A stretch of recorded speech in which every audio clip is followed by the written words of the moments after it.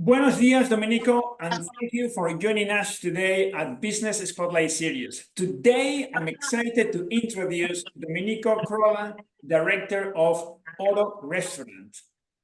Welcome, Domenico. Thank you. Thank you for the invitation. Well, Domenico, I'm very impressed that you have got the UK Gold Award for a number of years, okay? 2008, 9, 10, 12, 14, 15. So tell us a little bit, how did you end up in the restaurant business? I was born in the business. My father had restaurants, cafes, hotels. So as a young boy, I would work with my father. Then in my studies, I went to Strathclyde University to study hotel and catering management. And then opened my first business was a pizzeria, a small pizzeria for takeaway. And I've gradually grown from there. But, you know, I was born in the business. Brilliant. And so this is something you always wanted to do. You were born in the business. That was the one thing you wanted to do. My father would always say, as I think most fathers do, don't go into my business, become a lawyer or a doctor or something. But it was a business that I liked. It wasn't just a question of making a living. I enjoy the process. I think it's what I'm good at. It's the only thing I can do. Very good. Now tell us, Domenico, you've obviously been before COVID, during COVID, and post-COVID. You survived COVID, and I guess a lot of retail businesses didn't make it. How do you get through COVID? What changes do you have to make to get through COVID? COVID, I think the big word from a health point of view, the doctors were always saying people with underlying issues would catch the COVID and die. And I think businesses that already had underlying issues were the ones that didn't survive COVID. They had issues before, they were maybe struggling, and the COVID was the final nail in the coffin, either fiscally with the money or just mentally people couldn't cope and decided to lock up, or the ones that were maybe struggling saying, I'll keep trying to do the business for a few years more. When COVID came along, it was just such a moral blow that they just packed up. Yes, that's a very interesting insight. Yeah, you had some people that can't adapt to change. You know, they've been brought up that this is how I do my business, and it works fine. It's always worked fine for the past 10, 20 years. So I'll keep doing the same thing. But when COVID came, you had to change and you had to adapt. Yes. Because the customer that was coming out of hibernation from COVID was a completely different customer to what we had before. Yes. Yeah, even interesting is it's not the strongest who survive, but those who adapt the best. Yeah, you had to be able to change. Yes. When we were given the green light and we were told in 2 or 3 weeks' time you could reopen the restaurant, it wasn't just a case of, okay, let's wipe down the dust and reopen as normal. It was a case of what are we going to do to adapt to the new environment? There were new rules of social distancing, etc. So we'd never done takeaway, we'd never done click and collect, we'd never done home delivery. It was always things that in the restaurant we thought were taboo. But, you know, we quickly had to adapt. We had to get in software systems to do all this, and then learn very quickly how to change the software to meet the needs of the business and keep the flow going. Yes. There's a fine balance between what the kitchen can produce and the queue of customers at the door, and we had to tweak that to get it just right. And it was a learning curve. Definitely. A fast learning curve. Yeah. Yeah. And I've got a lot of friends in the business that the ones that could jump on the wagon and change have done well. And then the ones that just couldn't cope with the change or weren't open to new ideas they've closed up and gone home. Yes. What's been your biggest learning since you've, been a business owner? Is how to deal with customers' perception of the customer is always right. And in this business, the customer isn't always right. So you have to know where to draw the line. Correct. Yeah. You know, there are times when you want to bend over backwards to make the customer happy. And then there are times when with a smile, you have to just say, I'm sorry, but this is the way the product you have bought is perfectly fine. It's not to your liking, but there's nothing wrong with it. Yes.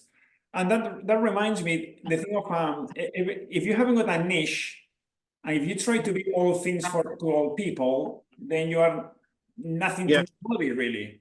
But So we've come, the pandemic speeded this up, but we've become a very disposable society. People are now used to on their iPad, the iPhone, they will order a dress. They're not too sure what size, so they'll order 3 sizes, even 3 different colors, so that all the dresses come to the house. They will pick one and send all the rest back. And they're not bothered about the cost implications to the company in doing that. They just, it's not my problem, we'll send it back. Yeah. And the same happens sometimes in the restaurant business where the person will have something to eat, he'll finish the food, finish the plate, and then say, no, I wasn't happy with that. Please make sure it's not on my bill. And they say it with an arrogance that they just assume that with a snap of the fingers it'll be taken off the bill. And some restaurants that are maybe scared of TripAdvisor or scared of bad reviews will immediately take that off the bill. And other restaurants that have got maybe a bit more balls behind them, they'll say, no, I'm sorry, but it doesn't work that way. Yeah. You know, you have to be reasonable in business. Yes. And everyone recently has become a food critic. So I find that it's becoming harder and harder to keep the majority of customers happy. Yes, yeah. Interesting. Tell us, Domenico, what's been your biggest challenge in building the business? One of the biggest challenges you've had to endure to build such a good business? The biggest challenge was to move over the break-even point. I took the business over maybe 12, 13 years ago, and the paperwork was always break-even point. We're making just enough to make it worthwhile. And there had to be a big push to get beyond that point to where you were making more money. The restaurant has remained the same size. The overheads are the same size. The staff are the same every week. It was a case of, well, we must get more bums on seats in order to make more money. Yes. And then there comes a point when it just becomes a lot more profitable. Yes. With the same expenses. So the hard bit in the restaurant business is once you get through the break-even point, it becomes easier. You get it does. You then hit a sweet spot where instead of just breaking even, you suddenly realize that there's money now going into the pot, and that builds up. And I would say the past 5 or 6 years for my business has been that sweet spot where it's starting to now make good money, where the years before of the hard work is paying off, really. Yes, yes. Okay. And what many business owners in across most industries are finding recruiting people a challenge. Finding talented people with great attitude who show up What's your experience in recruiting people in Glasgow? It's always been difficult, but post-pandemic it's even been harder. We came out of the pandemic not knowing what to expect, and I was shocked between the pandemic and Brexit that all of a sudden the amount of people available for work has been drastically reduced. Yes. Before, when you'd advertise for a chef or a waiter, you'd get so many people applying for the position. Now that's just not happening. Yeah, not enough applicants. Yeah. No, they're just not applying. And the service industry, the hospitality industry, has been downgraded. I feel that it's not a first choice for people to go to work. You sometimes hear, you know, a mother will say on television, "Oh, my son he's got a law degree and he can't find work. He's having to go and be a waiter." So her saying he's being a waiter that's the bottom of the pile. You know, if you can't get a job, but you're not good at anything, you'll go and work in a restaurant. And if that doesn't change, it will get worse. Yeah, yeah. It's interesting. I mean, as you know, I'm from Spain, and when I go back to Spain, I go sometimes to some restaurants, and the waiter has been there for decades. It's more of a profession. Yeah. And whereas here in the UK, it's a bit more of what you've said, you know, it's if you cannot get anything else, I'll do temping as a waiter, waitress for it's not a profession anymore. You don't get waiters that come along and say, "I've been doing this for 20 years or 10 years." Yes. If you're lucky, they've been doing it for 2 or 3 years. Yeah. So the trade has changed, and it will affect the business in the future. Yes. Very good. What do you have any book you would recommend? What was your favorite book that you've read? I'm jealous of people that read books. You know, I've got friends with they will read a book. Me too, by the way. Yeah, I read.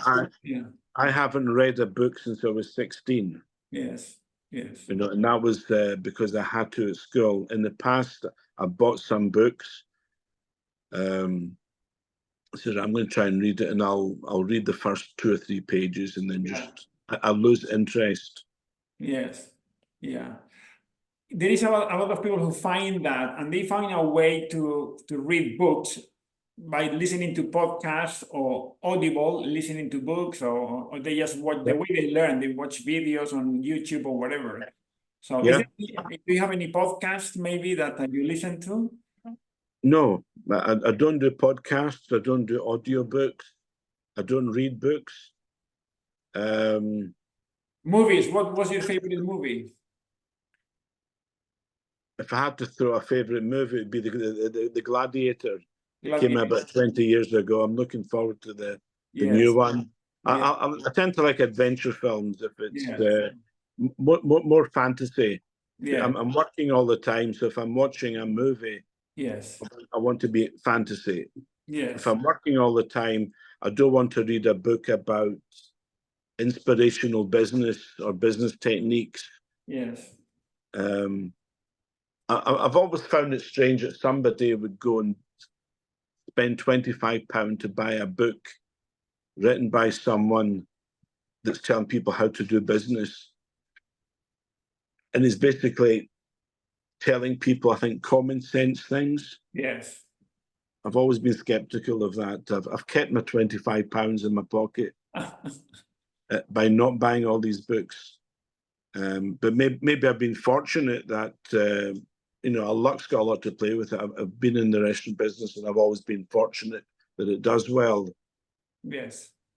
But, you know, I work hard at the business. Yeah, yeah. So instead of reading books, I'm in my business. Yes, indeed. What would you suggest, Domenico, what would you suggest to your 18-year-old self? What advice would you give to your 18-year-old self? Take more risks. If I could start again, I've always had one business where I would start off with small, medium, large, and then extra large business, but I've always grown bigger. I regret not taking the risk of opening several restaurants at once. I've been given opportunities in the past because I travel a lot. There'll be people maybe in Hong Kong or Dubai that have suggested, let's open something abroad. And I've always been too jealous to leave the one restaurant I have to go elsewhere and expand. It's always a case of, if I'm away, what's going to happen to my own business? Yes. And then that's held me back slightly. But equally, the one business I have is a high profit business. Yes. If I was to have more restaurants, at the end of the day, the bottom line might just be the same. And the secret is looking at the bottom line, not the top line. Definitely. Yeah. Profit. The top line is just vanity. Yeah, correct. Yeah, yeah. I always say to be patient with the top line, to be patient with revenue, and impatient with profit. Yeah. Yeah. Yeah. And people do the exact opposite. They are, oh, growth, growth, growth, but no profit to be shown. Yeah, the growth is completely irrelevant, especially now that everything has gone up so much in the past 2 or 3 years. You know, Yes. gone up more than we could ever have imagined. Your top line might be the same as it was last year, and you think that's fantastic, I've maintained business. But you look at the bottom line, Yeah. and everyone's been chiseling away at the bottom line. Yeah. Wages have gone up, the cost of all my raw ingredients have gone up, and you don't really notice. You tend to start to ignore all the letters and emails telling you this has gone up and that's gone up. And when you look at the bottom line, you realize how much is taken out of your pocket. Yeah, definitely. Yeah, a very good point. And Domenico, do you have any news or offers you would like to share with people watching this recording? Not really, no. It's I don't know what kind of offer your other guests would offer, but if you ever come to Glasgow and come to my restaurant, please say hello. Yes, mention Domenico's name. Yeah, yeah. Brilliant, excellent. Well, Domenico, it's been a real pleasure having you today join us on Business Spotlight series, and for sharing your experience and journey with us today. Thank you so much. Thank you. And the next time you're coming down from Marnock Road, consider stopping and popping in for a coffee. Will do indeed. Thank you. Thank you. Ciao, ciao.